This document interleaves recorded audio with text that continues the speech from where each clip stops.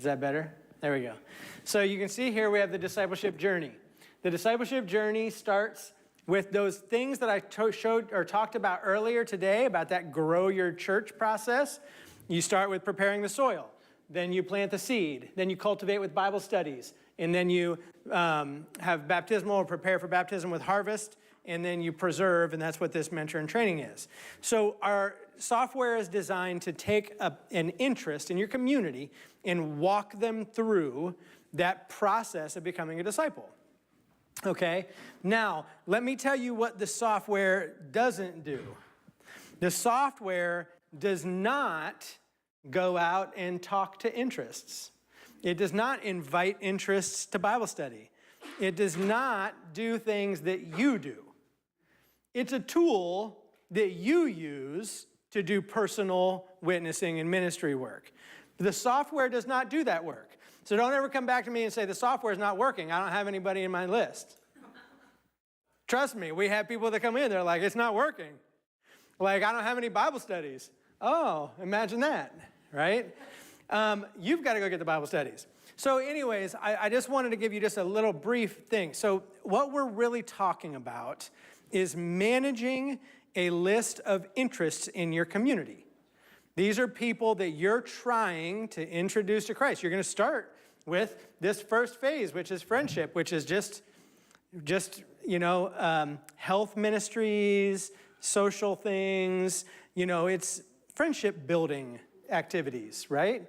That's how you start with anybody, whether it's your family member or whether it's somebody out on the street. Jesus mingled with the seed of men, right? As one who desired their good. So that's what you do. You start with that. And then what you'll notice is after friendship, and this is where this really gets beneficial for you, what to do next is spelled out right here. If somebody is a friendship interest, because let's say they were interested in, let's say they just filled out a raffle ticket at a fair or something, right? So they're just a friendship interest, right? Well, at that point, what's the next step? You will know, because if they're in that phase, then you need to get them to spiritual, right? Well, what's the brown? Does anybody remember what that phase of it is? Plant the seed of truth, right? With literature ministry, media ministry, invitations to things. I'm going to grab a couple things out of here real quick that I forgot to carry up with me. A couple things I want to show you while we're doing this. And I can maybe even leave you with some stuff. So one of the things that I'm going to suggest that you guys do as a church, has anybody ever seen Global Total Member Involvement? I know you probably can't see all that from way back there, but Global Total Member Involvement, you can see it's got these 5 pillars. They're the same as this. It's all based on the Grow Your Church model. Global Total Member Involvement was a presidential initiative of the General Conference of Seventh-day Adventists.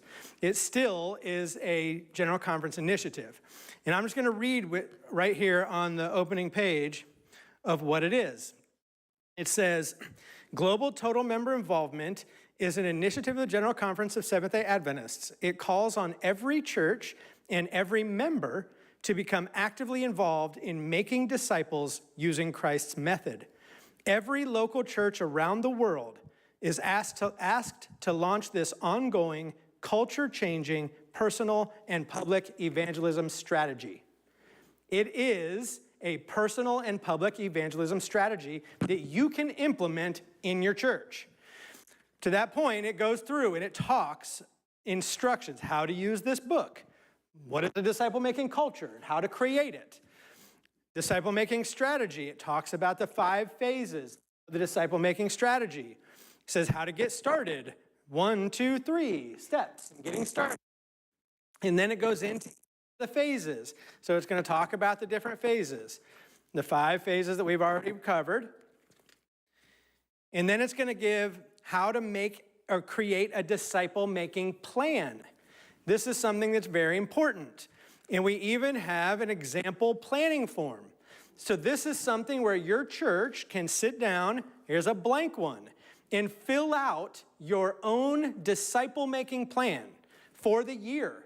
These are all the things that we want to do to, carry out our disciple-making strategy. Hey, we want to launch this initiative with sermons, resources to engage members in individual health coaching, befriending neighbors and coworkers, acts of kindness and compassion, hospitality, giving gifts, sending cards. It could be many different things, right? Those are just things here in the prepare, right? It has conduct programs and events, community health clinics, monthly supper club, vacation Bible school, sacred concert. There's just lots of ideas to help you in creating your own strategy for your church in disciple making.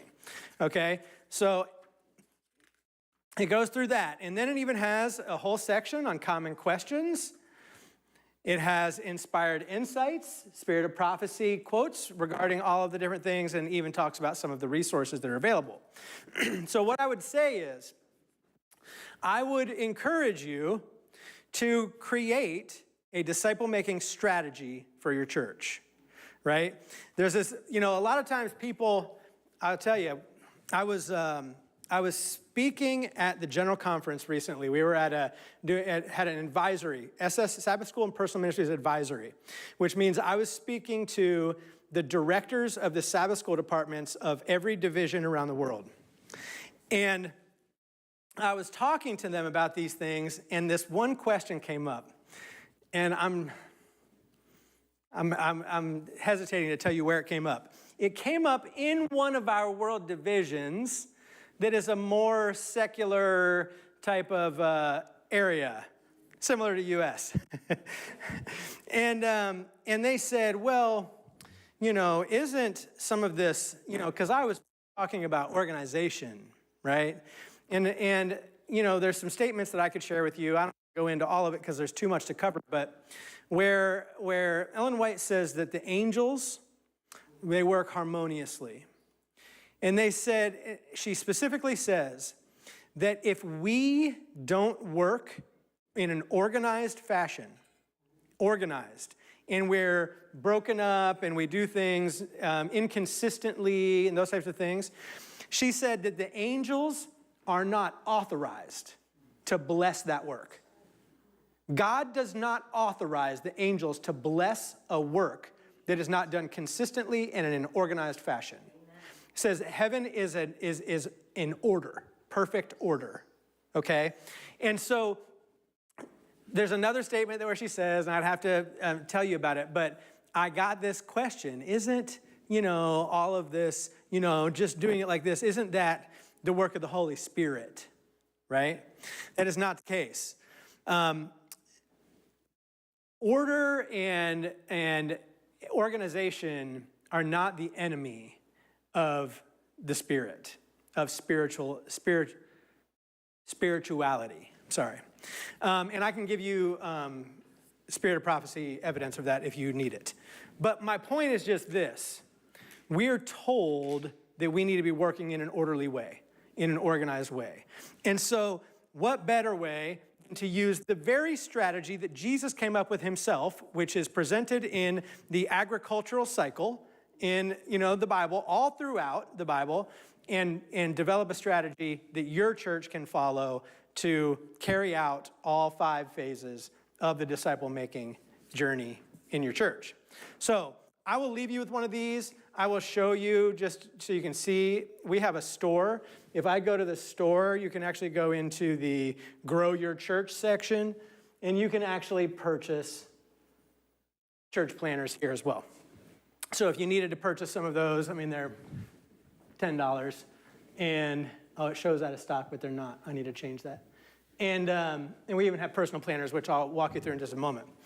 But the whole purpose of our software is to enable you to effectively work with people in your community so that you can walk them through the journey of discipleship, okay? So now, I'm going to start a little slowly. The software does a lot, okay? I think I mentioned we're the official technology provider for It Is Written. So like all evangelistic campaigns that It Is Written does happen within our software. So you can go in, you can track attendance, for evangelistic campaigns. You can launch live registration websites for evangelistic campaigns and collect registrations online. You can do all that kind of stuff, but that's not where you're going to start. This is where you finish, maybe in the fall, right? Pastor's like, wait, I don't think we've started that. I don't think that's in the discipleship plan yet. But ultimately, what I'm recommending that you guys start with is the Bible study ministry. Okay, we have a Bible study ministry called Bible Study Offer. And I'm going to explain to you how this works. This is BibleStudyOffer.com. This is a website. I could even show you, we are just about a few weeks away from launching an all-new, updated Bible Study Offer website that, let's see if this is it. Yep. Is going to be a little bit more modern, updated.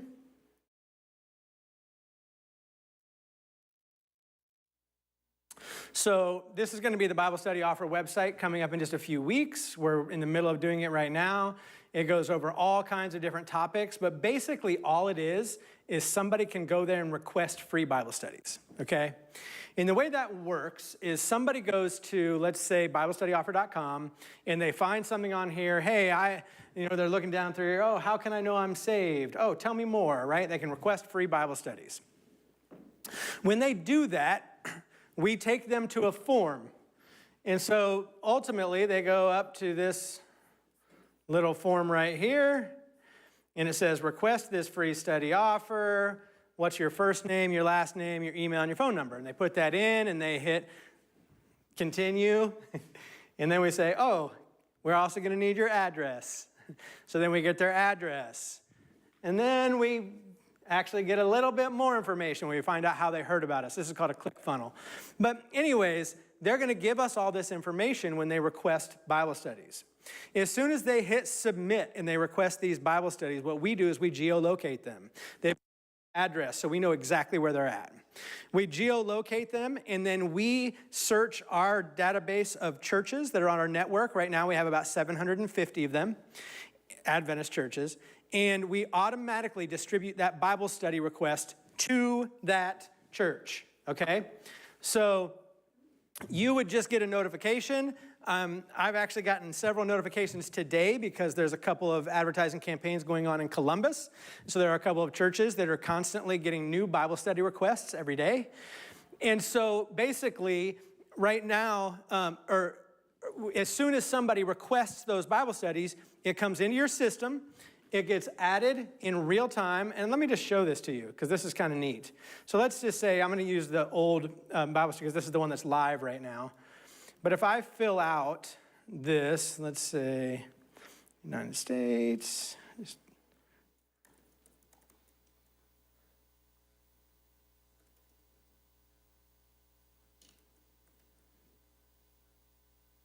okay, Holmes Hodges. We can't forget that name. All right, so I'm going to request this offer. I'm overriding it, so you'll see I put in an offer code. That's going to automatically send it to the demo account that I'm showing you. But this is how it would work in real life too. So I just hit request. It says, thank you for requesting. A confirmation of your study offer will be sent by email. You will receive the studies in 5 to 7 days. You will receive the studies in 5 to 7 days. This is a really important fact that you got to really understand. I'm going to say it again. How many days? 5 to 7 days. Okay, perfect. All right, now I'm going to go in here and I'm just going to refresh. And I have a notification here that says a new interest. Holmes Hodges has been added to the system through BibleStudyOffer.com. Now when I go to my interest list, here's Holmes Hodges, right? See that? Right on the top, you got Holmes Hodges, came in from Bible Study Offer and BibleStudyOffer.com. Holmes just requested Bible studies. Okay, now, in what's going to happen, that happens in real time. So as soon as somebody submits, it goes right to your church. You get a notification, and I'm going to show you. We have a mobile app that a lot of this stuff can be done on. I got a notification right here. It says a new Bible study has been added to your account. And so that can push right to your, yeah. Yeah, yeah, yeah. This is you're just receiving this request. This is somebody who was online. They requested free Bible studies. Okay. Now, what I want you to understand, and this is another one of those really, really big points. We do not offer online Bible studies. We don't offer online Bible studies. Because you know why? Because they never come into our churches if they go online. Like, it's just a fact. Like, we have major ministries, Hope Channel, It Is Written, all these people doing these online Bible studies. You know, like 5% of people even finish a study? Even just finish one study, let alone end up walking into a Seventh-day Adventist church. You know what brings people into Seventh-day Adventist churches? You do. You do. Each one of you. You go out and you do this. Yes, sir. Yeah, I'll give an example. When I was doing literature work, we always, it was with our books we sold, the health, the three volumes of the health, the conflict series, and that. We would never tell that we wouldn't set up a payment plan for them to send in. We'd go there to collect the payment once a month or every 2 weeks or whatever. That way we pray for them, and because of that, there has been times where God allowed me to touch the person's heart to give Bible studies and bring them into the church. Right. Yep. So that's the reason why I said good, because most of the time when people take on, you don't have a human being in front of you. You know, that human being is going to, be like a supportive vessel for that person, okay, and encourage that person. Online does that. The only encouragement online does is when you read it, I get some encouragement just for a second, and then I go on with my daily routine. Sure. But when you have an actual human in front of you, and that person is working, you have more of the success of keeping that person and bringing that person into the church. That's right. All the things he just said. That's why we do it. No, it's true, though. I mean, he's exactly right. That's exactly why we do it. We are, and I'll just tell you, we are a drop-off Bible study program. Drop-off. We're not an online Bible study program. I'm going to give you the next thing that's going to be a little bit of a shocker to you. It's going to be a little bit challenging for you. When you get an interest like this, you're going to look at this person. You're going to say, here's Holmes Hodges. I've got his phone number and I've got his email. I'm going to shoot him a quick text, let him know I'm coming over. Absolutely not. Do not text, do not call, do not email, do not do anything other than show up at their door. And you're going to show up with one of these,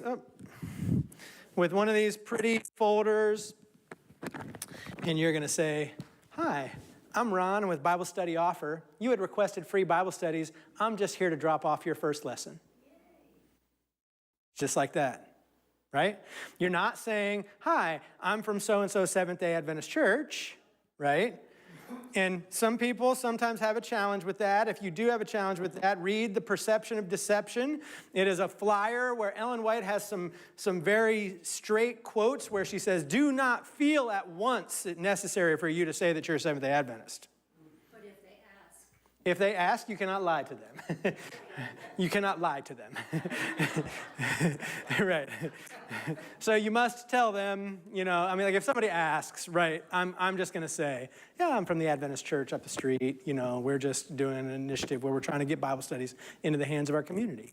You try and make it feel as welcome as possible. You know what I mean? And so just because somebody asks, don't automatically think that they know anything about it, okay? Because I will tell you right now, most people have no clue anything about Seventh-day Adventists. Most people, to be quite honest, don't have any clue about Christianity. Seriously, in our world today, they don't even know what Christians believe. They don't know anything. They know what they read on social media occasionally, whatever. So they ask, what church are you from? Oh, I'm from the, yeah, I'm not allowed to say Fredericktown anymore, right?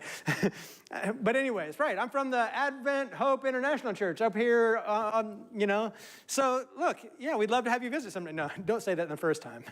But that's the point. Just tell them. If they ask you, just tell them where you're from and just say, we're a local representative for Bible Study Offer, and so we just wanted to give you these free Bible studies. That's all there is to it. And you drop it off.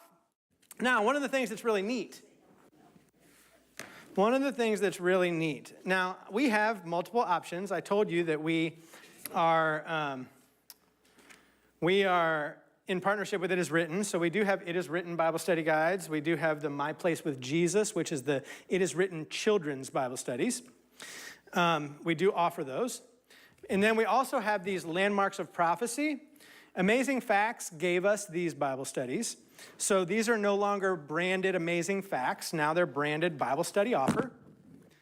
And so anybody who gets these, one of the things that we did, which we actually made them much better than Amazing Facts, unfortunately. Fortunately. But we added this little QR code right here. This little QR code on this lesson number 1 will take somebody to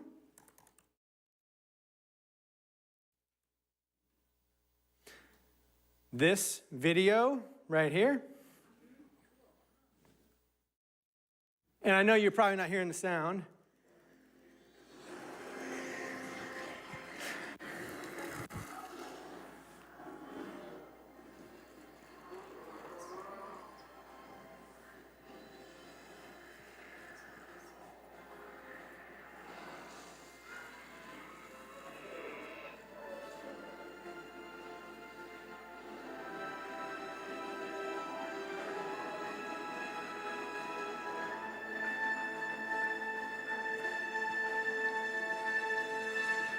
Friends, I want to welcome you to the This is an hour-long presentation by Pastor Doug.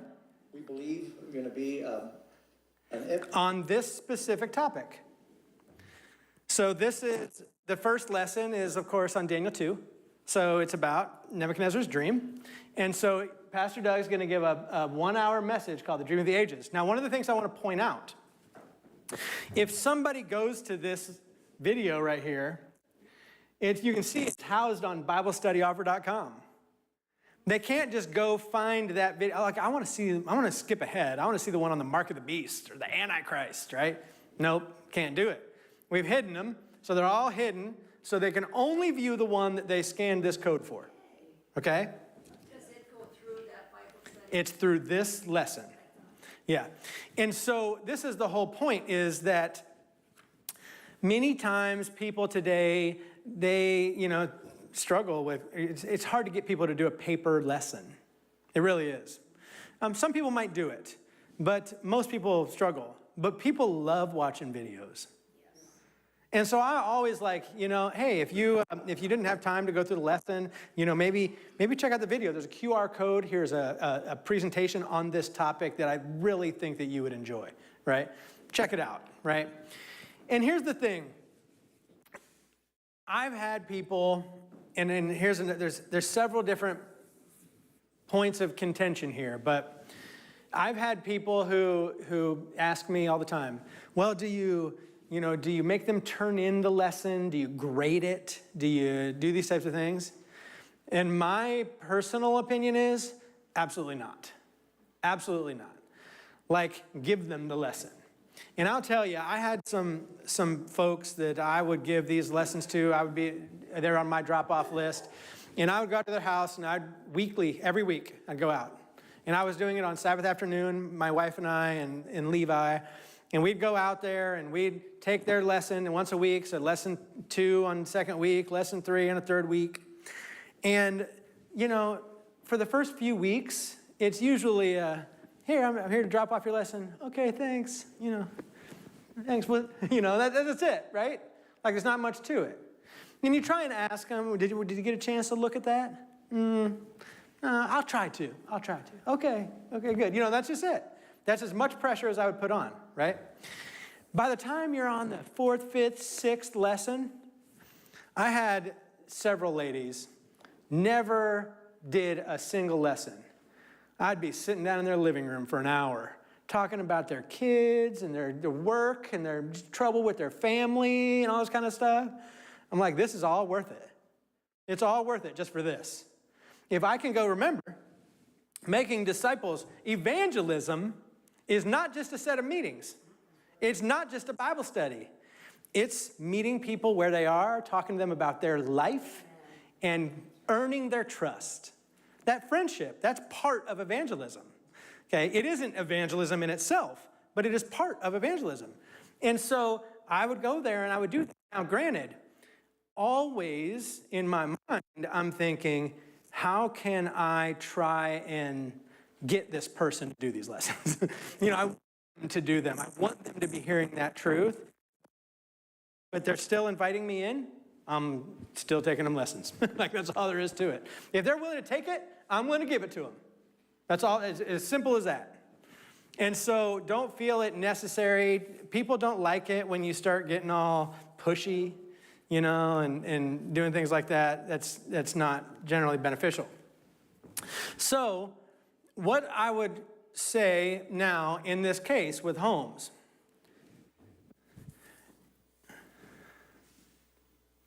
when somebody comes in, you want to have, and I'm just going to read this really quick. In this global total member involvement, just remember total member involvement. That's all of you.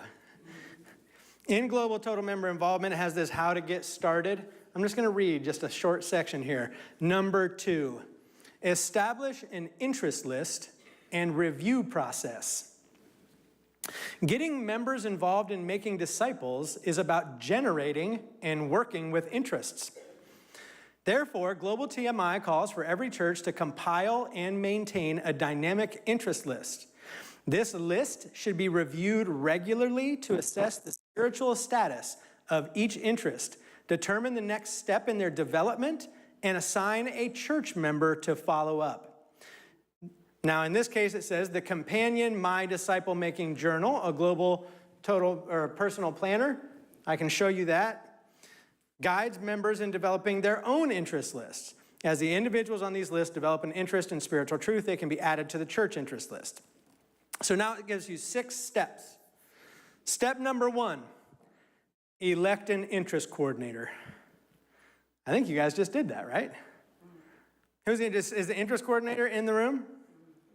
All right.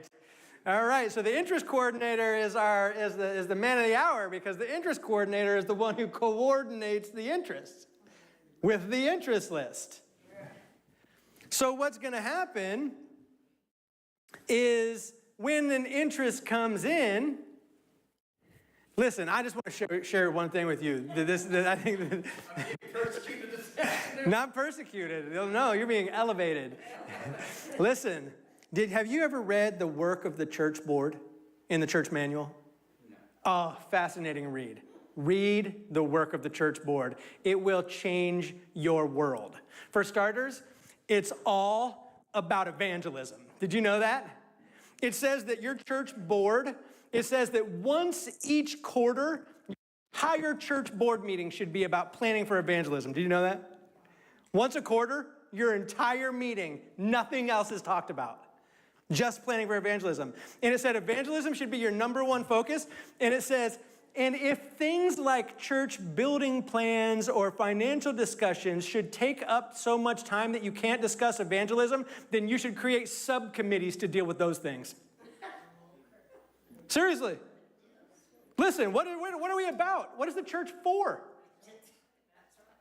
I mean, do we really care what color the carpet is or whatever if we're not bringing anybody into the church and introducing them to Jesus? So listen, in the work of the church board, there is one position in the entire church that's mentioned outside of the pastor. Guess what it is? It's the interest coordinator. Because that's how important the interest coordinator is, because the purpose of the church is to work with interests. Yes. So that is, if I was to say, if not the most important role in the church. Now, it does mention also one department in there, and that's the personal ministries department. Do you know what the role of the personal ministries department is? To involve every member in active soul winning ministry. That's the job of the personal ministries department, to involve every member in active soul winning, right? Listen, the only position, the only department, the whole work of the board, it's all about evangelism. It's all about reaching our communities. We have it flipped totally on its head. Our churches are so mixed up when it comes to our church board meetings and even our purpose for our existence. I'm sorry. It says the church was organized for service, right? At the very beginning of Acts of the Apostles. Okay, so listen.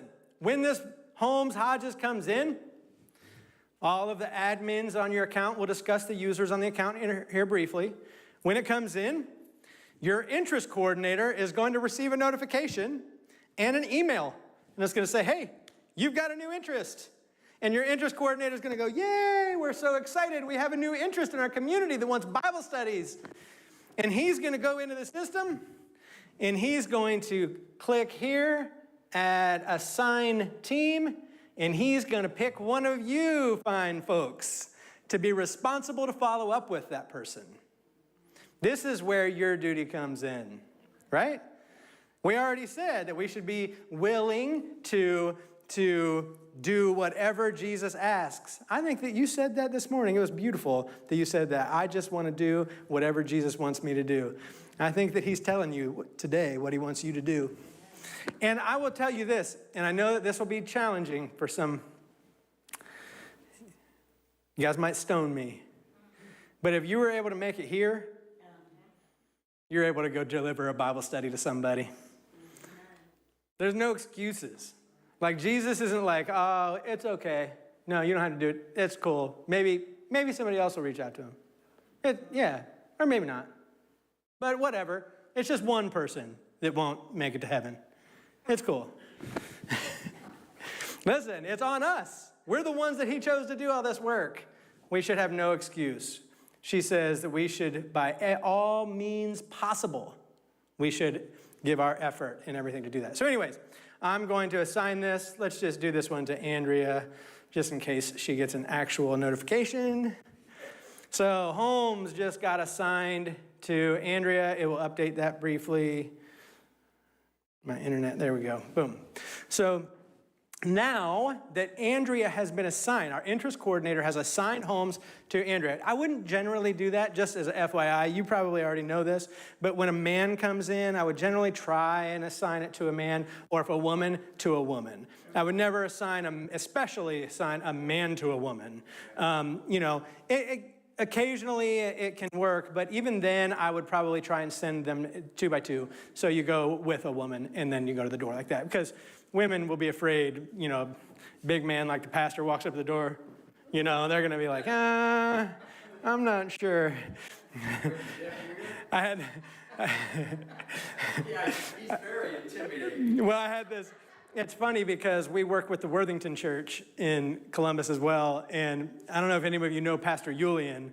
He's a pretty big guy, and Julian's from, the Ukraine area, and he's got a thick accent, and he's just a big guy. He's totally smiley and happy, but he's, he'll walk up there, and some girl's like, no, thanks. They won't answer the door. So anyways, just try and be conscious of, that when you're doing it. So anyways, the interest coordinator gets this interest. He assigns it to Andrea. As soon as he assigns it to Andrea, Andrea now gets a notification. Hey, you've just been assigned to this interest, okay? So now that Andrea's been assigned, now it's Andrea's responsibility to respond, to follow up, okay? How is she going to follow up?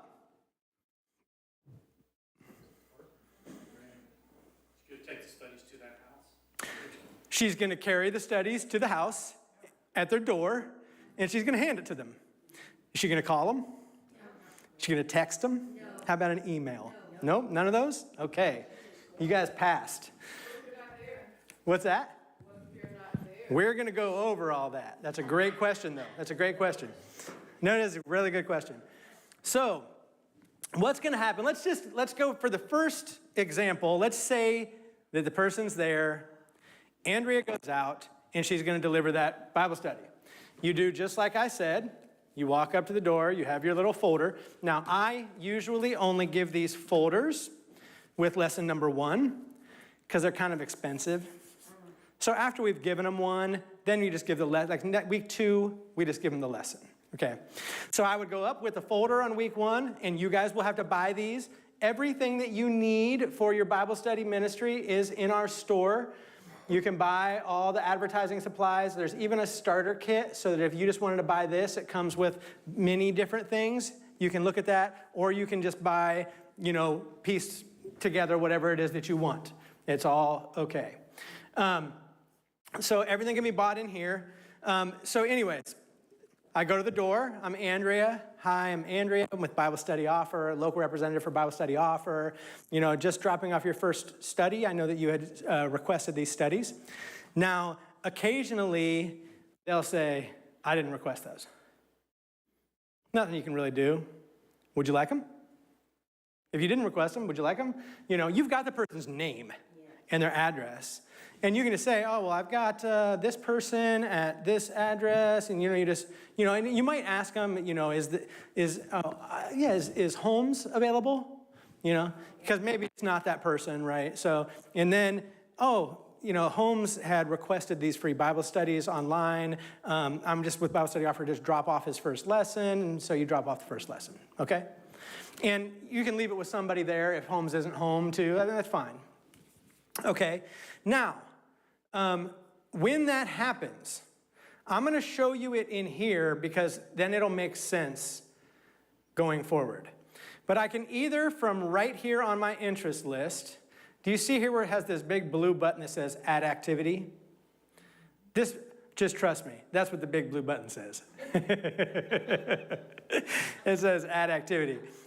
But if I click on them, I can also see that same button here, okay? Andrea is going to go in, and it's her responsibility because she's assigned to Holmes to go record activity. And you see here it says Study. Andrea is going to click on Study. She's going to click Completed. She's going to choose Today. Hit OK. Do Drop Off Study. We'll do Landmarks of Prophecy, lesson number 1. And I'll just put a note left with Holmes' brother, whatever. Okay? And then save that. When I save that, what you'll see is now Holmes is automatically put into the study phase. That's the cultivate phase of the discipleship journey because Holmes is going through Bible studies. It's not just a friendship interest anymore. Now he's actually going through Bible studies, hearing the truth, right? So now we're here in this study process, and you can see the little green number 1 because we've completed lesson number 1. And so now you can always know exactly where that is. Now, if I wanted to see details, I click this down arrow, and you see Dream of the Ages. Oh, there's a note. It was left with Holmes' brother. So if you want to have that note there. That note will also be in the global notes section. So here it is here. It says left with Holmes' brother. So that's how you would record a study. Okay? Now, I want to share this with you. I will go over this in a little bit more detail. I even have, for you, those of you who are admins, it says, has recorded an activity study for Holmes. So I get a notification that somebody, okay? So here in the mobile app, this basically works the exact same way. So I know that you won't be able to see this. I wonder if I could share this. Like, can I cast this to my computer? I'm trying to figure out creative ways to show this to you.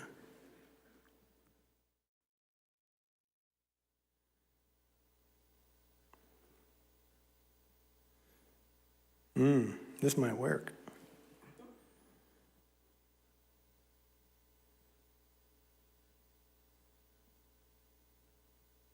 No.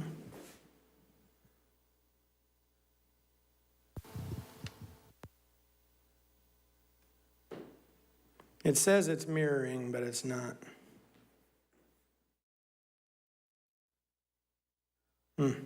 Okay, well, we can always look at this in a different way, but I'll show you just a simple thing. If I scroll up, I'm going to see interests that are assigned to me, okay? Each one of you can have their own login to the mobile app, okay? So when you're here, you scroll up and you see my interests. So anytime the interest coordinator assigns an interest to you, you get a notification on your phone and an email. It says you've just been assigned to this person. You simply open up the home page, you scroll up, and you see my interests. Now I can click on one of those interests.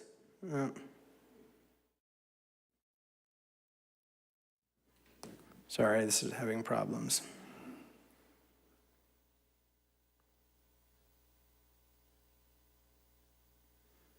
I'm switching back and forth between churches, that's the problem. I have a lot of accounts, so it's like sometimes a little messy.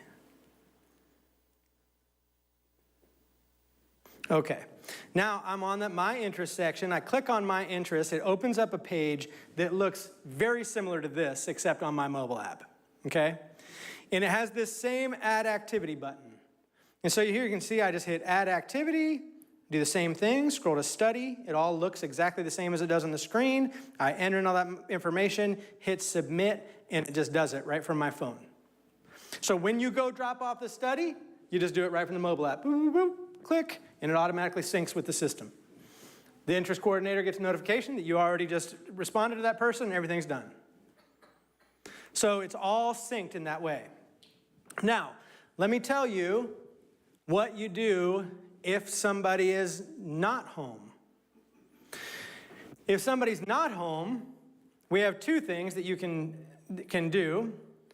One is in our advertising materials, you'll see here, we have sticky notes. This sticky note says, "Sorry we missed you. We stopped by to deliver the free Bible study requested by blank," write their name. "We'll try again soon. Feel free to call or text me. Put your name and contact phone number." You can just leave that on their door. They weren't home. You left that on the door. You'll be back next week, right? Or leave their number for them to contact you. That's one thing you can do. Now, no matter what, and this will make sense in a minute, but not immediately, you want to record an attempted study, okay? So as soon as I get this back up, I'll show you that. If I go to Homes, and let's say I'm going to go to Record Activity, Add Activity just like I did before. I'm going to go to Study, just like I did before.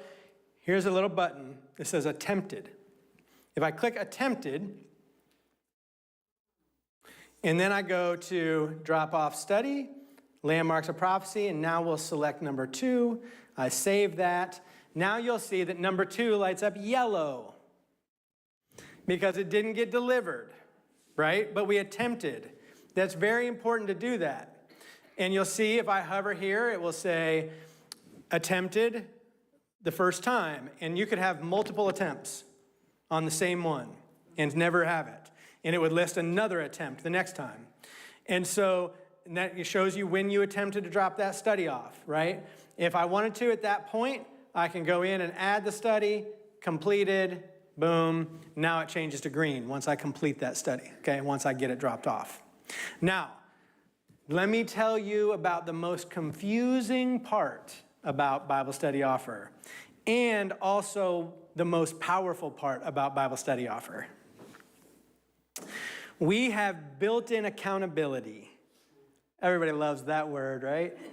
Accountability. That means we're going to hold you accountable. So, when did we say we're going to deliver those studies to them? 5 to 7 days. In 5 to 7 days from the time they requested them. On day, we have what we call, this is what we call it, the delinquency protocol. The delinquency protocol, that's the scary term. So, on day 5, guess what? You get a message that says, hey, you've only got a couple days left to deliver this study to stay within our agreed upon timeline. Is that if you've attempted and failed? No, we're just talking just just regardless of anything, if it's day 5 and you haven't done anything, you're going to get a message that says, hey, you only got a couple days left. Make sure you try and get out there because we promise within 7 days. All right? On day 7, still haven't done it, you're going to get another message. Today is the last day to get your study delivered to stay within our agreed upon terms. On day 8, if you still have not delivered that study, then it's going to be marked as late. And it will show, I'm going to see if I have any late ones in here. This is a demo account, so you can't hold me accountable. Oh, man, it's a big list. Come on.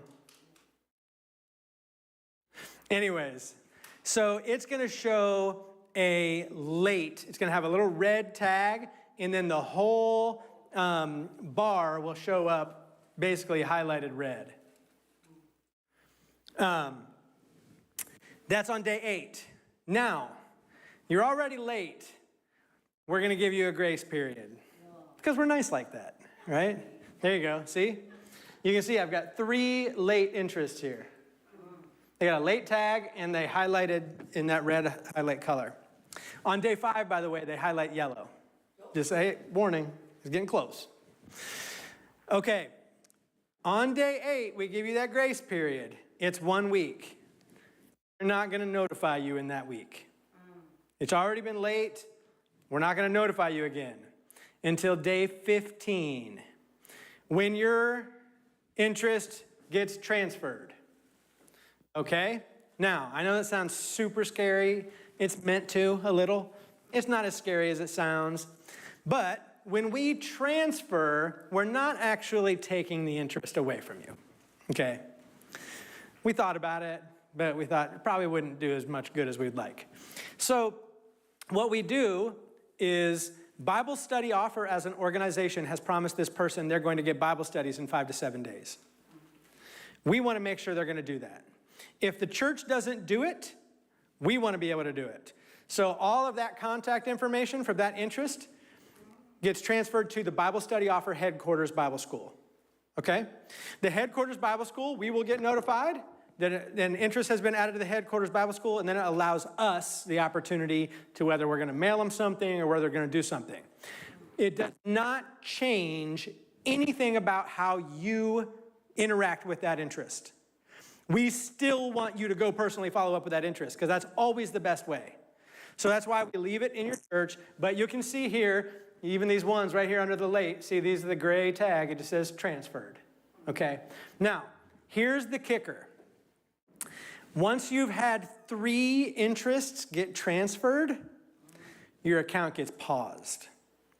When your account is paused, that means you will no longer receive interests from either BibleStudyOffer.com or any social media advertising that's out there for Bible studies.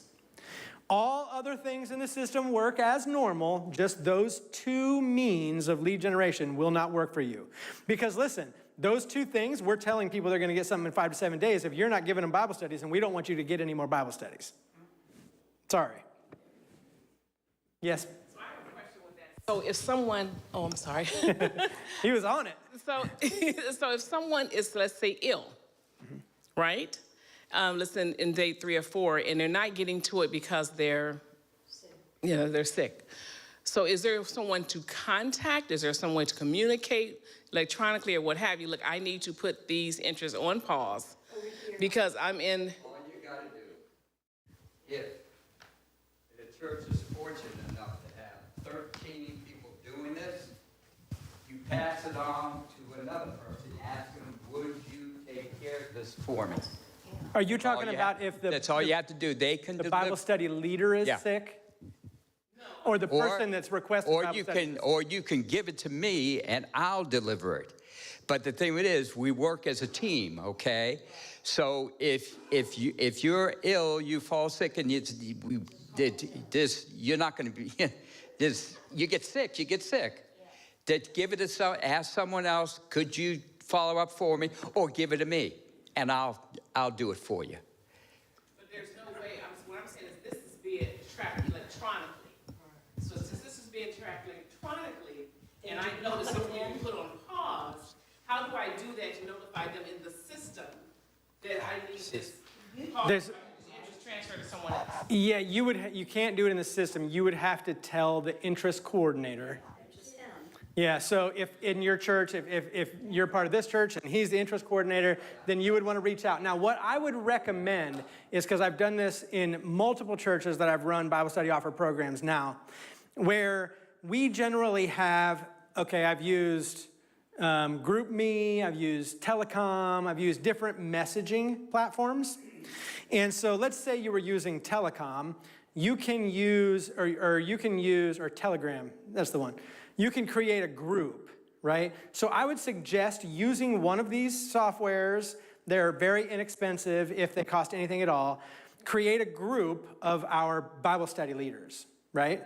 And then what we even would do is, my wife usually was interest coordinator when I was working together. And so she would go on, and when we would get a new interest, the first thing that she would do is she would post that interest into our group, and it'd say, would anybody be willing to take this interest, right? Because it also doesn't make sense for the interest coordinator, to assign it to somebody blindly, right? Because maybe it's too far from their home, or maybe it's whatever. And I'm sure you're taking those things into consideration. But the fact is, there should be an opportunity for the group of Bible study leaders in the church to be able to accept the Bible study, right? So that way, if you're sick, you're just not going to claim one. Does that make sense? And then you could always, if you did happen to claim one and then you got sick, you could always just put in the chat to say, hey, I'm not feeling well, I'm not going to be able to make it. Can somebody else pick this up for me? That's what I would recommend. So those systems work really well. They're just group messaging systems. And so I would look into one of those if I was you. Okay. Okay. Let's hear part two. Did that answer part one? That answered part one very All right. well. Thank you. And thank you, Brother Lockhart. So my part two is, as you can tell, our church is consisting of a lot of seniors. And most of them are not computer literate or telephone literate. So I'm appreciating this, but is there a elementary tutorial that they can receive on how to maneuver this? I think. Be very honest. No, I know you're being honest. I think that you are the perfect person to be the point person. But see, now you don't understand that I am computer literate. No way. Listen. I'm so serious. She does all my PowerPoints and systems for me because I. This is so much easier than PowerPoint. Okay. It is so much. No, listen, I understand that. Listen, we have 700 churches on our platform. I deal with people of every skill level, of every type. I've heard every single thing that you could ever imagine. So I understand that sometimes there are challenges. I think that the benefit of doing this type of digital work is so great that we don't want to not do it because there are certain people that, struggle with it. The solution in my mind is we create a support system for them.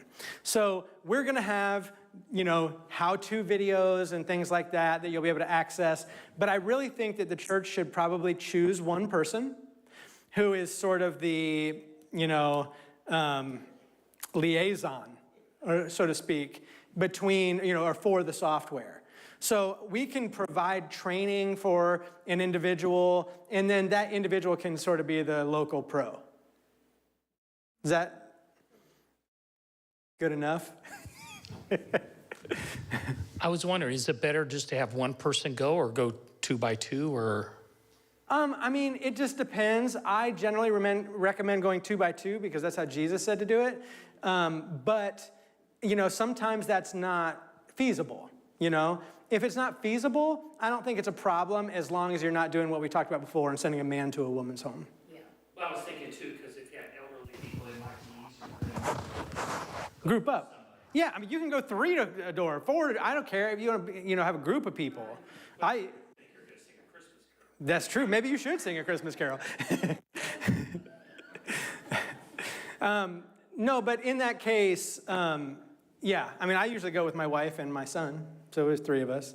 My son plays with their dog while, we're actually talking or whatever it is. So anyways, I wanted to mention, so now we're back on this delinquency protocol. Remember where we're at. Day 5, warning. Day 7, final warning. Day 8, now you're in trouble. Day 15, this just got transferred.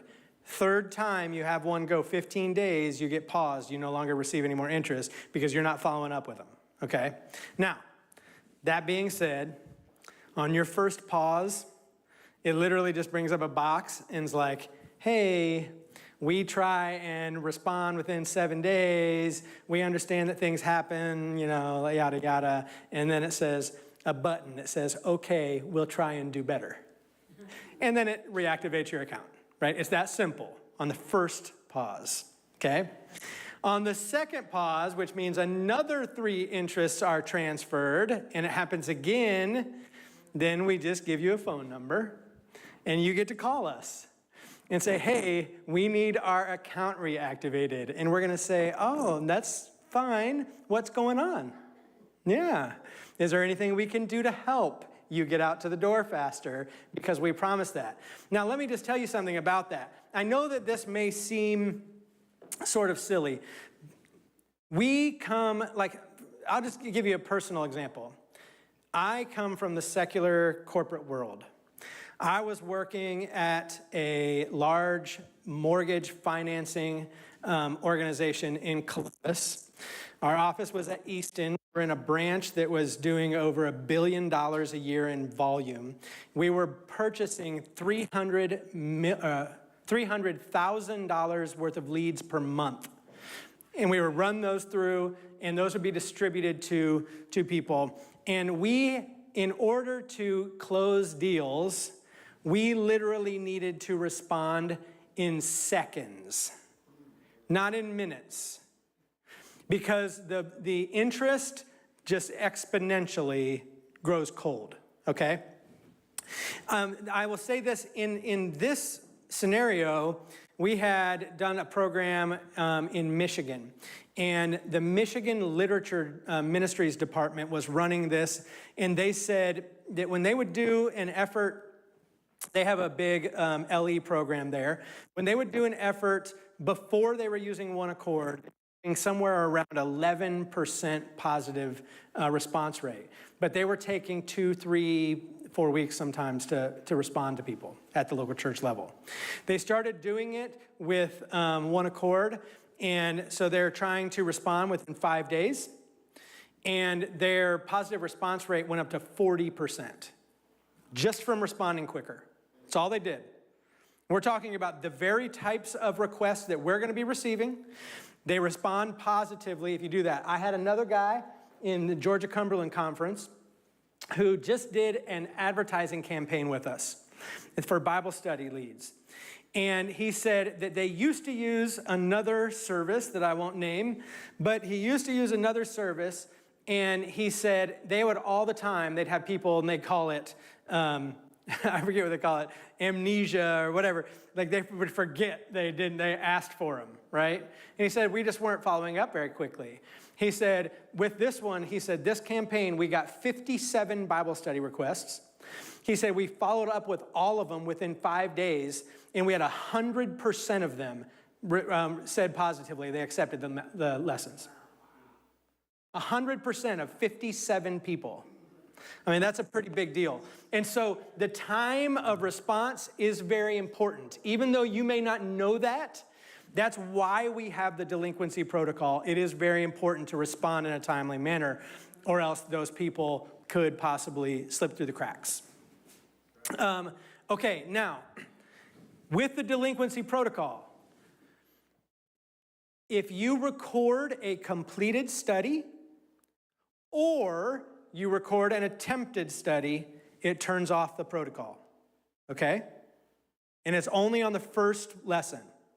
So if on the second lesson, it takes you 2 weeks to get there, we're not going to, strike you for that. You've already been out there, you've made contact, you've done that. That's what we're mostly going to get on it. And someday we may add like a 30-day between type thing, but for right now, we don't have anything in between. So for right now, it's just that.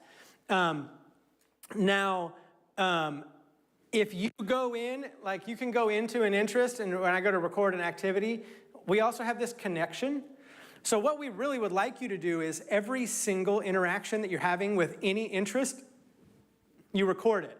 So I can go in and I can record a text, I can record an email, a visit, or a phone call. You can do any of those things.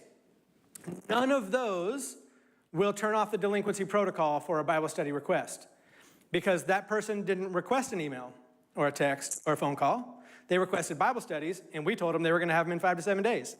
So that's the only thing that turns it off. So you must do that. So you're saying we can call after that first visit, we can make a call or a text? Yes. And say, I'm gonna be there Thursday night. Yes. That's correct. Just never on the first time. Because they'll say no. They'll say, don't come. I promise you.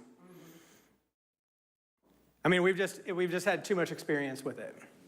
Just FYI, Bible Study Offer was created in 2016, 10 years ago, by Pastor Jim Howard in Michigan, and has been being used there for a long time. So, but now it's on this platform. Okay, that's Bible study ministry. I'm going to talk about the store really quick, and then I may have a few other things to mention, but probably going to wrap up. Let me just, let me just do this, and then I have one other thing I want to show you. Bible school supplies, advertising materials. Bible school supplies, you can see, you can purchase here. You can buy your Bible study guides here. If you want Written Bible study guides, Landmarks of Prophecy, or My Place with Jesus. If you do not want to use, let me just, before I go that far. These studies are sold in packs of 10 of individual studies. You buy 10 number ones, 10 number twos, 10 number threes. And I say this to everybody, anybody who's ever done Bible study ministry in a local church before knows that if you buy sets of Bible studies, you're going to end up with 100 lesson number 20s and 0 lesson number 1s, because people fall off inevitably. So you can design your inventory however you want. I suggest maybe getting 50 number 1s, 50 number 2s, and 50 number 3s, and then maybe 20 of 4 through 10, and then 10 of the rest until you need them, and then you just order some more, right?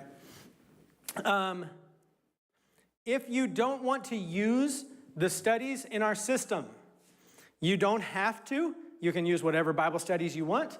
You simply go over to the left. Oh, it's cutting off part of my menu. I didn't even realize that. But over in the left, there's this little logo. That's the Grow Your Church logo. That's the 5-color wheel like we've been looking at. You click on Disciple Making Programs. You can see here's Bible Study Offer. I click this little eyeball to view it, and you'll see here, I've got the study series that are in here. I can simply turn off these, and you can see here I have some custom ones. I can add a custom series. So if you wanted to use, say, the Amazing Facts Bible Study Guides, you could. You just add them in here, and it would track through those in the same way that it tracks through the ones we have. Now, they won't have the cool QR code and everything that the Landmarks of Prophecy studies have. I do recommend those, but you are free to use whatever you want. Also in the store, you'll notice that in addition to the Bible study guides and the things you need to run the Bible school, we have lots of advertising materials. And I'm going to have to spend just a second on one of these. So we have direct mail advertising. I will tell you this is very expensive. And what we're seeing these days is not getting the return. I don't know that I would even recommend it. We do offer it, though, if that's one of the things that you choose that you would like to do is mailing. We have Bible Study Offer Glow Tracks, so you can buy these as a church, and you can hand out Bible Study Offer Glow Tracks. You can use these just to distribute in the community. When they click this QR code, it simply takes them to BibleStudyOffer.com, and they can sign up for free Bible study guides. Do you have a question? Yeah. How long does it take, when you order it, how long does it take for you to get it? I would say probably 3 to 4 days. Yeah, I mean, just like, we're not quite Amazon, but we try our best. We have these great controversies that have the Bible Study Offer logo. I didn't bring one with me, but this is the Streams of Light. We've partnered with Streams of Light. And if anybody knows who Streams of Light is, Streams of Light is attempting to deliver a great controversy to every door in America in 2020, or by 2030 or something like that. But anyways, they have the great controversy version that they use is cool because it has a QR code in the beginning of every chapter for an audio. So you can actually just click and listen to the audio of the book, which is really nice. We have a special cover that's been created with the Bible Study Offer logo on it that you can use for a gift. It is just the full version of Great Controversy, so there's nothing changed. It's just one that has a special cover for us. We offer those for free gifts. So one of the things I would note is oftentimes you'll see we do offer a bonus gift. So even on here on this, it says bonus gift. Some of the different advertising things that we show, we have these little sharing cards. I have some of those in my bag I could show you, but they're just little cards that you can hand out, and it offers this bonus gift if you sign up for Bible study guides. So you may want to buy one of these or buy some of these, just have them on hand, and then when somebody requests Bible studies, you then take them the book and lesson number 1. Hey, I'm with Bible Study Offer. I'm here to drop off your first lesson, and I see that you've requested the bonus gift. So we have that great controversy. Another great way to distribute the great controversy. We also have pew cards, so you can put in the back of the pews for anybody to sign up. We have the folders, like I mentioned. We have a pop-up banner that you can put out in the lobby or something so that if anybody comes in as visiting and they see it, they can sign up for Bible studies using that. And then we've got some stickers and some different things. The one thing I want to talk about, well, let me come back to this in just one second. I'll show you this first. In the gear shop, you'll see we have Bible Study Offer t-shirts, hats, and hoodies. So that if you want to go to the door looking like, I'm from Bible Study Offer, you can absolutely do that. We even have these ones. My brother shared with me a t-shirt that he often wears, but we have a Bible Study Offer, Ask Me About Free Bible Studies t-shirt. You can just wear it around. Somebody asks you about free Bible studies, you can say, hey, go to BibleStudyOffer.com, or you can pull out your mobile app, you can hit, boop, let me put in your request right now, and it'll automatically in real time go. So we have gear and things that you can do, hats and that type of stuff. Now, I want to tell you about the advertising materials because this is the social media. This is the one that I'm going to suggest that you guys start on, that I believe that you guys are going to be starting May 1st from previous discussions. We have several different budgets, but it's as low as $125 a month. So it's relatively inexpensive for what you're going to get out of it. What I will say is this: if you do a Bible study campaign, you will receive Bible study requests. And they will start on May 1st. You'll get Bible studies almost immediately in almost every case. They're averaging, like I said, anywhere between 10 and 30 Bible study requests. Now, we're in a semi-rural area. It's not population dense. Like in Columbus, they'll probably get, 75. But in a rural area, even if you could get 10 or 15, I think that would be really solid. In a month. Mm-hmm. Yep. And so this is something I highly suggest. This is what I was telling you we do quite often with, we're doing the Georgia Cumberland Conference. We're doing a big evangelistic series in Atlanta this year with It Is Written, and it's going to be literally like a $2 million budget evangelistic campaign, and we're going to do a bunch of this to try and drum up thousands of Bible study requests leading up to these meetings so that we can then invite them to all these meetings. It's going to be a lot of fun. In Georgia Cumberland, in a 6-week program, we did a conference-wide program because of our partnership with the conference. And I think they spent $10,000 and they got about 5,000 Bible study requests. So we're averaging about $5 per Bible study request. That's the acquisition price of getting that interest. Just to give you an example, for years, the Seventh-day Adventist Church sends out mailers, and they get 1 per 1,000. which is about $100 per acquisition. So we're already 20 times better than that. So this is a really, really valuable thing. The one thing I think that it will really do for your church is it's going to get you active. This is the thing about our system. Our system is an interest management system. You don't need our system if you don't have any interests. Right. But as soon as you have interests, you're going to be like, whoa, like we got to do something. And so that's the power of doing this, is we want to just start generating interest, getting people in the community, getting you guys active out there. And I will tell you, most Adventists aren't actively working with people in the community. Just going to throw it out there. I'm not pointing any fingers or anything like that. But when you go to somebody's door who requested Bible studies, and you give them the Bible study, and they're appreciative of it, it's really exciting. Like seriously, the way that you feel, it's like, I almost get goosebumps right now. Like just seeing somebody who really accepts and takes it in and wants to hear from you, like it's super exciting. And it spreads. That type of thing, once it starts to happen, it will grow. And I'm telling you, it will really, really, really help this church. Now, the one last thing I'm going to mention, just because I brought them, and so I'm going to show them to you. I'm sorry, I could go on for days. I know I don't have days. But I don't know when the next time I'm going to be able to be here is. So, notice here that in the store, we also have these Grow Your Church resources. And notice that these are color coordinated with the phases of discipleship.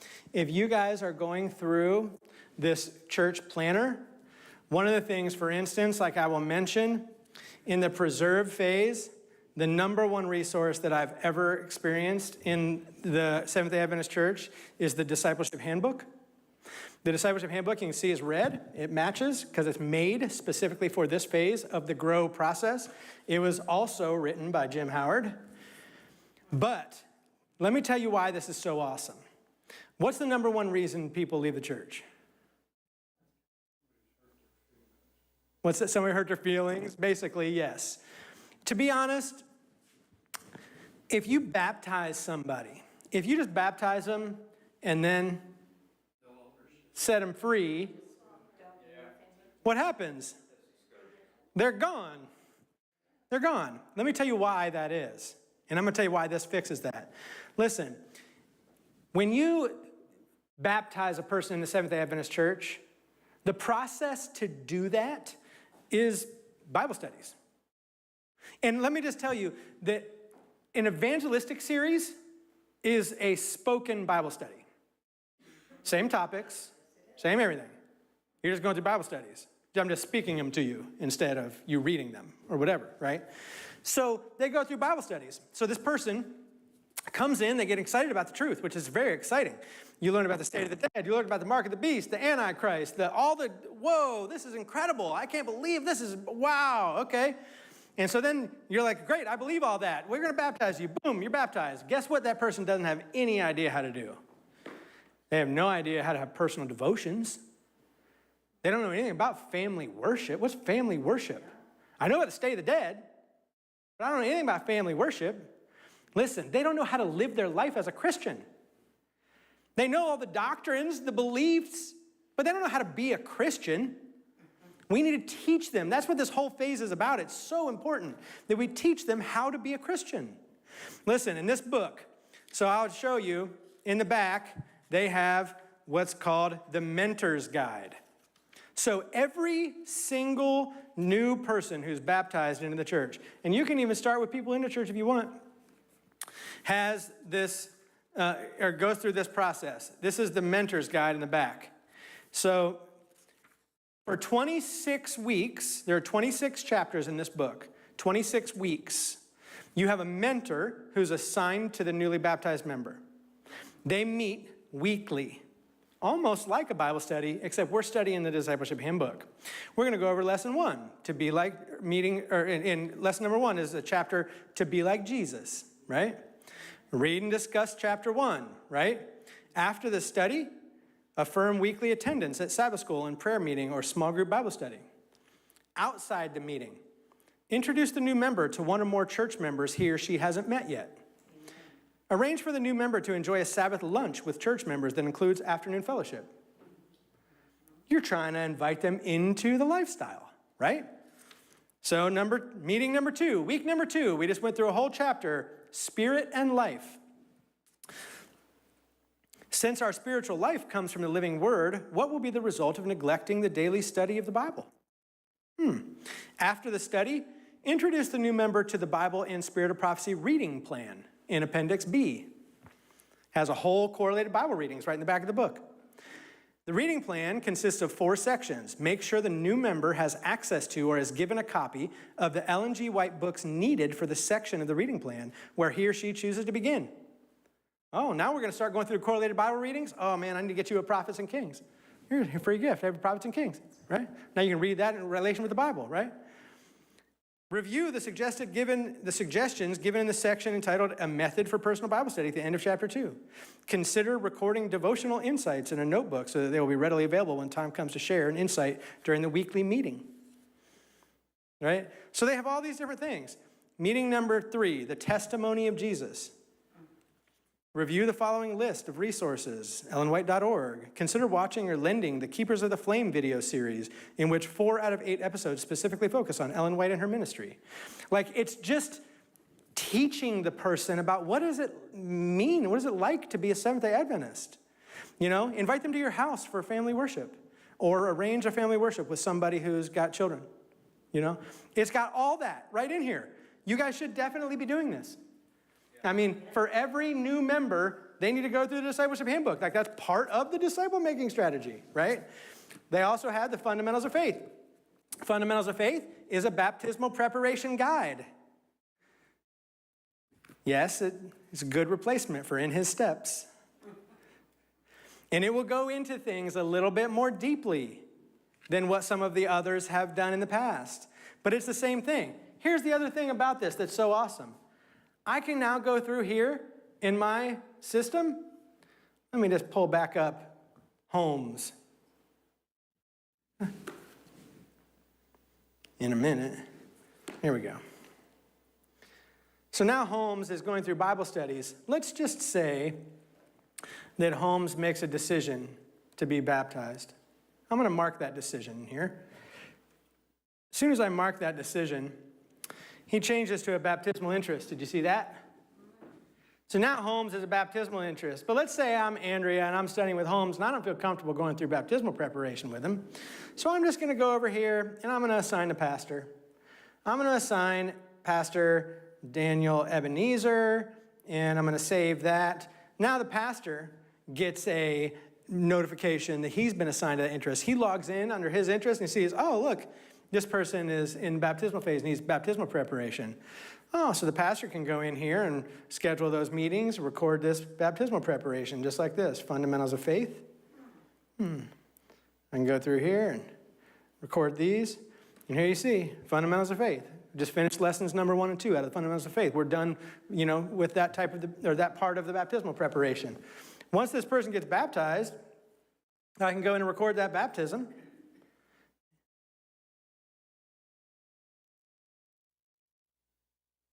We'll just save that. Now that person becomes a mentor in training. Now I can go through and track discipleship through the discipleship handbook. So all those meetings that were going on with our mentor and that newly baptized member, I'm recording right here. I can put notes in there, just like in tracking through anything. So now I can see I'm progress through lesson number 3 on the discipleship handbook. It gives you literally you can track everything in this whole discipleship journey. The last thing I'm going to share with you is this, spread the word, and then I'm done. Spread the word is brown. What phase is that? What's the second phase? Plant the seed. That's right. This is the plant the seed. Spread the word is what this book is called. So this is a whole guide to personal witnessing through conversation, literature, media, and other seed sowing activities. This is an excellent book. And one of the biggest things that I learned in going through this book was the first couple chapters talk about the spiritual power for witnessing. It talks about 3 different essentials for the Christian life. 3 essentials. 1 is prayer. 2, the Bible, reading the Bible, studying the Word of God. And 3, guess what? It's not a spiritual gift. Witnessing is essential to your spiritual life. If you do not, and I suggest that you buy this book and read it. It is powerful and will change your view on the things that are necessary to remain a lively spiritual life. So the sanctuary teaches that after you've been converted, courtyard, Mm-hmm. you go into the holy place, and the menorah is really witness, the light. Mm-hmm. And then the bread is studying the word, That's right. and the altar of incense is prayer. Yep. So, yeah. Yeah, and there's tons of Bible, verses and spirit of prophecy quotes that back up that whole idea of the 3 prime, things about it. So, moving forward, I think that my understanding is, and we can discuss to confirm, but that you guys will likely be starting an advertising campaign on social media in this territory on May 1st, okay? Which means you're going to start getting Bible study requests. Between now and then, what we need to do is I would suggest you find one person who's willing to be the point person for One Accord. Everybody's pointing at Gloria, but she's not sure if that is. And then what we want to do is get everybody added in as a user, okay? Because everybody gets their own login to the system. You guys already have the system now. Now you just add everybody who's going to be a user into the system, okay? Then you create your own login. Let me tell you how that's going to happen, and I'm going to tell you in order, because this is important too. You're going to, once it happens, you're going to receive an email. And I would suggest that whoever we're working with to try and coordinate all this will communicate this in some way. But you're going to receive an email, and it's basically just going to say, hey, welcome to One Accord, blah, blah, blah. Get started. There'll be this little button that says get started. You're going to have to click that get started button, and it's going to take you to a page where you're going to set your password. Your email address is going to be your login, and then you're going to set your own password, okay? And then from then on out, you can log into the system with your email address and whatever the password is that you set up, okay? And you will be synced to this church account. Now, once you've done that, and not before, you can go to the App Store and download the mobile app called One Accord Outreach. The Outreach mobile app, if you can download it now, you just won't be able to log in because you haven't set up a password. So the Outreach mobile app, once you have your password set, you can simply log into the mobile app in the exact same way you log into the desktop with that email and password, and it syncs all the systems. And then somebody will give you a training on the mobile app. But it all looks just like this. Do we have any questions? Everybody's asleep now. You suggested that they go. Do you suggest that they go through all of the Bible studies before they want to be baptized? 100%. Oh, okay. Well, you went to the third one, then you baptized. Well, I didn't want to have to go through and record them all. I wasn't clear whether you really wanted them to go through all the, okay. All right. And Tom receives all the information, and then he sends it to us. He will assign, well, any of the admins on the account, so there will probably be 4 or 5, 6 of you guys who will probably be admins. Okay. And then everybody else will probably be listed as a mentor or Bible study leader. Okay. And so, yeah, so the admins will receive. So how do I go about doing this? What do we? This is what I was, yeah. Okay. So what we're going to do is we're going to have to find at least one person who can serve as sort of the point person. Okay. I will work with that person, and we will coordinate how we're going to add all of the team into the software. Okay. At that point, you will receive an invitation, and it will be communicated to you that you're going to get an invitation. All right. Does that make sense? Makes sense. Yeah, and then, look, I'm just down the road. You guys are lucky. I mean, most of the churches that I work with, I mean, I'm not, yeah, like, Where do you live at? in Columbus. Well, I mean, Oh, you actually, live in no, I live in Mount Gilead. Oh, you're not that far. Yeah, 15-minute drive. There you go. Yeah, I'm not giving you my address, though. No, Well,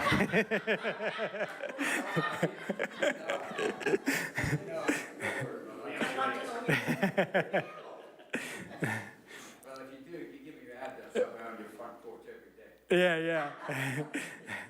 I don't have time for that. Any other questions? So I just need a recap of real brief. Thank you, Josh. Real brief. If you can reiterate, how does it actually work? So we have the interest coordinator, right? You're saying whoever wants to participate needs to put this on their phones and laptops, or is it just for the Alkire? No. You all will have your own account. Okay. And I would recommend at least on your phone. Okay, so we go out, knock on doors, asking if they would like to have free Bible. We haven't even gotten to that part yet. Oh, Should I talk about that? well, okay, I don't know if it's just me, I'm just a little confused on from beginning to the end. I hear everything that you're saying, the pieces are just not lining up for me. Yeah, so what you're talking about is lead generation. You're talking about generating those Bible study interests. There are multiple ways that happens, okay? One way could be that you go out and knock on doors. One way is through the social media advertising campaign that we're going to publish for you. One way is through handing out literature that asks people to sign up. There's lots of ways that you can get people to request Bible studies. Okay, go back to the social media. Are we talking about Facebook, Meta. Instagram? What are you talking about? Facebook and Instagram. Facebook and Instagram. Yeah. But through this system, we'll be getting referrals. Hold it. We'll be getting, through that system, which you explained too, that we will be getting referrals, and we'll follow up with those referrals with the Bible study guides, right? That's right. Okay. And because I don't think you mentioned anything about knocking on doors. I feel like, not yet. I feel like our sister still has a couple questions. I'm gonna answer your questions. Tell me what your questions are. So because when I think of, I'm not on for social media. So when I Good. think of thank you, President. When I think of social media sites, I'm thinking that could be anyone that's on Facebook, anybody's on Instagram. So I'm confused about the local part. So we how does that target, that's how marketing works. We do targeted marketing. So we're gonna choose a radius around this church location. And it's only gonna advertise to people that are physically in this radius. And it's gonna show them that ad for free Bible studies, and if they respond to that ad and they hit submit, boom, it sends a notification to him that they just requested Bible studies. That's it.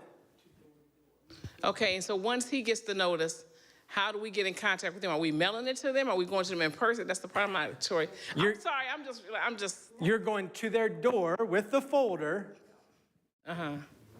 Were you here during all that? When I said we go to their door, we absolutely do not call, we don't email, we don't do any of that stuff. We go to their door and we hand it to them. Okay. She was asleep.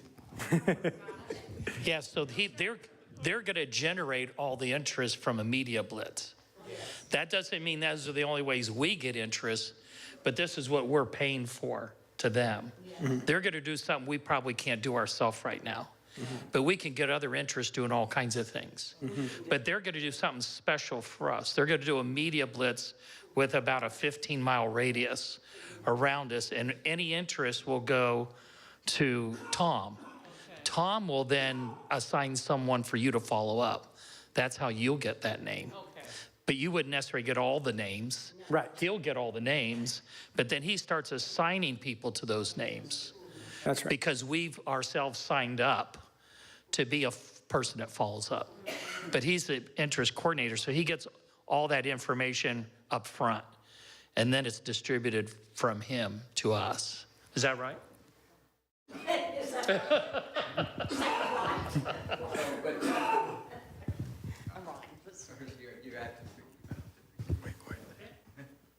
So that, so all the stuff comes to me. Thank you. You're the interest coordinator, well, brother. I told no, you. No, I'm only joking. So do I get that on that Before program? today, you didn't even know the interest coordinator was the most important role. No, did you? no, just not what they're going to send me to put on my phone and my laptop. Is that part going to come? Is it going to be on my because it? What am I trying to say here? Is that part going to be on my information? Your notifications, you'll have two different notifications. One will be on your mobile phone on your app. Okay. And it will have a push notification that says you've just received a new interest. Just pop up on your phone. Okay? So you'll see it immediately when it comes in. The other thing that's going to happen is you're going to get an email. That email also will say you just got a new interest. So it will be duplicated. Okay. You'll get a notification here and a notification in your email inbox. Okay. Then you have to log into the system either on your phone or onto the computer, and that's how you would assign it to somebody. Okay. Now, will that be on the One Accord app? Yes. Okay. All right. Yes. We have several questions, I think. Yeah. Oh, I'm sorry. No. I have a question. Most of our church is like from Mount Vernon. Is the Mount Vernon Church in One Accord program? No, it is not. Okay, but so the area would Blooming Grove to us. is, but I can pause them. Well, that's 50 miles away. 50? So, yeah, so Okay. we're okay there. Okay. Okay. Okay. I'll double check, make sure it's not within the range. So as far as the interest coordinator, should he be checking to make sure things are followed up himself and so we don't get, you know what I'm saying? Like, would that Probably. be like a daily, every other day, just to make sure the five Especially interests we if just you're got in? actively getting interest, I would want to be checking in. Yeah, just, Yeah. yeah. And he'll be able to do the same thing that I showed you, where you can go right to the interest list, and I can turn on this delinquency tab. There's a little tab that says delinquency, and so it will highlight anything, like you'll see any of the yellow or the red or anybody that's in the delinquency. If he gets to day 4, not the tab, he could call to say, is there something? And then Yep. decide if we never hit that day 5.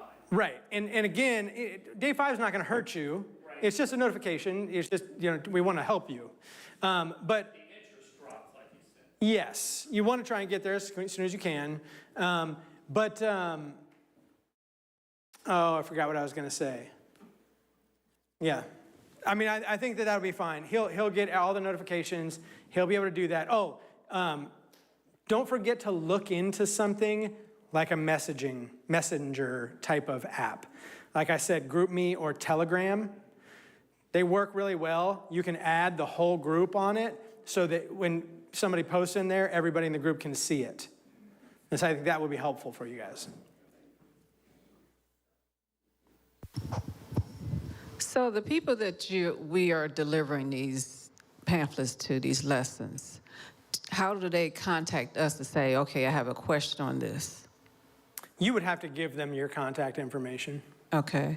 All right, and you gave an example where you've delivered like 5 lessons and they haven't read any of them. Mm-hmm. Have you had people to still join the church and they haven't read any of the lessons? I don't know that we have definitive evidence of that, but I would just tell you this. I've had people who I was able to develop friendships with, and I don't know where that's going to go in the future. Well, we wouldn't baptize them unless we did study somehow. Correct. Right. Because they have to affirm that they believe. So one way or the other, they would. I think she's asking, are we wasting our time by delivering Bible studies that nobody's doing? Well, we get a contact we would have never got otherwise. Amen. We're going to invite them to every single event that we ever have. We're going to invite them to everything. So, I mean, I think it's a blessing. I wish I knew the exact details, but it's funny. My brother Mark was doing something in Michigan camp meeting. And there was this person that was coming in to give a testimony. And it ends up being, they didn't even know this. This person was getting ready to get baptized, and it turns out this was a person who Mark contacted 15 years earlier and then never followed up with anything. And then somehow, some other way, they ended up talking to somebody else, and they started talking about it, and all of a sudden they end up at the same camp meeting, and this guy's announcing, and Mark's like, what? I didn't even know this. Ends up going to talk to this guy. Like, you never know, I mean, the Bible talks about, what is it? Saul waters and Apollos or whatever. Saul plants, Apollos waters, and you never know when the increase comes. So ultimately, we don't do this because specifically, we're going to baptize all these people. We do this specifically because God asked us to. Like, that's all that needed to happen, was God asked us to go into the community and share the gospel. So that's what I'm going to do. We did something when I was pastoring out in Washington State. For 2 years, we did a midweek at the community center, like sleep deprivation, cooking schools, whatever we could do to generate interest. Mm-hmm. We got about 120 people over 2 years. Mm-hmm. But that's a lot of, it's over 100 seminars. Yeah. What you're suggesting is we could get that number by just doing media blitzes. And this would be 120 people that we probably wouldn't necessarily get any other way. Yeah. And so any way we can get a name, I think this is the interest. Yeah, and another thing that I would recommend doing, and I didn't talk about it, and I won't spend time on it, but where did I put it? I have too many things up here. It's this one. We have these My Disciple Making Journal. It's a personal planner for global total member involvement. And so this is basically something for an individual to start working on. This will teach you all about the process. If you wanted to get some of these, they're not too expensive. You can order these right from the store and give these to all of your Bible study leaders or mentors in the church. And, it just kind of teaches about the process and what you can do. But what I'm saying is, if you guys do commit to doing the whole disciple-making strategy and developing that in your church and running the church on that, all of these things work together. And that's where, see, when you start getting into this planning, right? So here you've got in the cultivate phase, it says provide members with Bible study guides, resources, assign Bible study interest to members, small group Bible studies, evangelistic meetings. So here's the thing. I can go out, and this is just one little section of this, right? But I'm developing people who I'm interested. All the people that I go out and I have a health fair, or if I go to a fair booth and I do a raffle and I collect all these people, I'm going to bring them in, and they're in this prepare phase. But guess what? I'm going to offer all of them.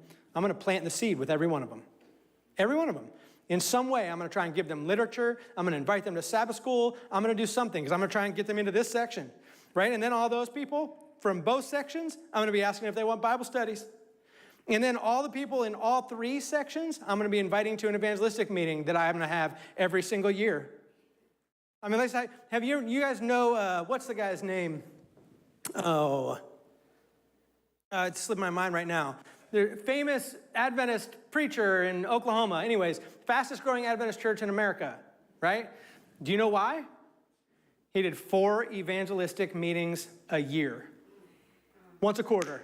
As soon as one was done, started planning for the other one. Had another one, had another one, had another one. Now he's the president of the East or West something union, whatever. But the fact was, he was the fastest growing Adventist church because he just did evangelism, evangelism, evangelism, evangelism. He just kept doing it. Like that's what we're trying to get going here is it's a culture that we start to get going. All these Bible studies, you start inviting in people. Listen, if you get 100 Bible studies this year, and then you get 200 next year, and then you get 300 a year after that, that's 600 Bible studies. Those are people that you're going to invite to a meeting. Those are people, I'm not saying that you're going to have 600 people in this small community that are going to be interested in that, but the point is this growth becomes exponential if you continue working it. So we could add names to this information. Like if we got people through a county fair. You simply click add interest, Yeah, Boom, it didn't put come 'em in. through your media blitz, it just came, and we Yeah. could just add that. Yep. And so everything that we do is, could be a person visiting the church. Yeah. None of us ever reach them. We just take names from there, get their information, put them in there, and see if any of us ever sent a card or called them and just. That's right. And if you have an evangelistic series and you host it through our platform, which I would recommend you did, we would invite people to that. We would do registration site. Anybody who registers will be on your interest list.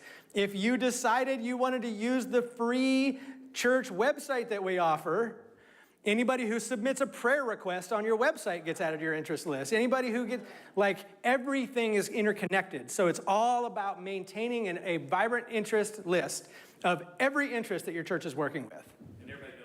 And everybody knows about it. Yeah. I know it's a lot. So, yeah, that's why I said let's start by focusing on the Bible study ministry. And get the Bible study ministry going. There's one thing I'll share with you. There's a quote that Ellen White says in, I think it's the second testimonies, one of the testimonies. She says, in visions of the night, I saw a great reformatory movement. Hundreds and thousands were seen visiting families and opening before them the Word of God. This is a Bible study reformation. She says, and something along the lines, but power was seen as has not been witnessed since 1844, right? Listen, this is a vision of something that she saw was going to happen in the future. That's us. We're the ones that are going to be part of this Bible study reformation. And if I could tell you we're involved with global Bible study movement right now, we're getting ready I'm going to be doing a big effort in London, going to India this fall, doing a huge effort in India, all part with the Global Bible School. And they are estimating between 5 and 10 million Bible study requests over the next couple of years, globally. Bible studies is the focus of the Seventh-day Adventist Church right now. It's the Bible study reformation. I heard you say May the 1st. Yep. And that's like 2 weeks away. 3. 3 weeks, but That's plenty of time. All right, so you said plenty of time. Yeah. So, I'm sorry? Okay. So, to me, that's a short amount of time. I know you're saying that's plenty of time because we don't have the database set up. We don't have our sign out front set up. We don't know who locally is willing to be a part of the Bible team. You know what I mean? So That's I what don't you know gotta do. I'm not saying don't do this. I'm 100% behind it. I'm just not sure May 1st is a good day for us. That's all. I'm just putting it out there. Okay? I suppose that's up to you guys to decide. I could get all your people added into the system today if you wanted to.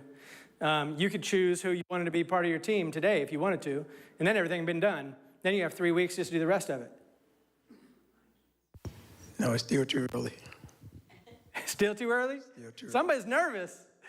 Not Somebody's nervous. Just too early. If we're going to do it, I want us to do it right, and I want us to be ready. And I'm not sure where that's enough time for us to do it. We don't know who the Bible workers are going to be. Elder Alkire just got the position, so he's green right now. You know what I mean? I just think you just need maybe June 1st, but not May 1st. I'm not sure, but That's fine with me. I don't care when you do it.